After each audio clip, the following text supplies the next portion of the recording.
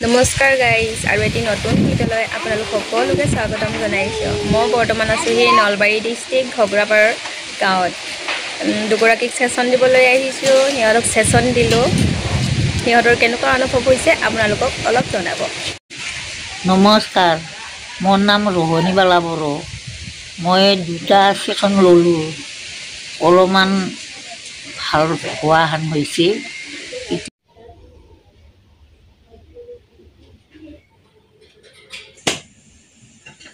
আৰু এটা কথা, বহুতে ফোন কৰি সুধি আছে এক্সেছ বাৰ্ছৰ বিষয়ে বহুতে নাজানে। এক্সেছ বাৰ্ছ মানে কি নাজানে, কল কৰি সুধিছে এক্সেছ বাৰ্ছ লাইনৰ থেৰাপি নেকি, আৰু এক্সেছ বাৰ্ছ মেডিচিন ঔষধ দি মালিচ কৰিব লাগে নেকি। ঠিক তেনেকুৱা কোনো ধৰণৰ নহয়। এইটো এটা স্পৰ্শ চিকিৎসা হয়। ব্ৰেণ্ডত 32টা পইণ্ট থাকে। সেই পইণ্ট বাই পইণ্ট আমি টাচ কৰোঁ আৰু সম্পূৰ্ণ ব্লকেজবিলাক খুলি দিওঁ।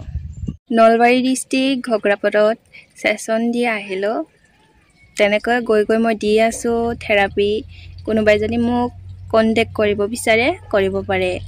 আজিলৈ ভিডিঅ'টো ইমান।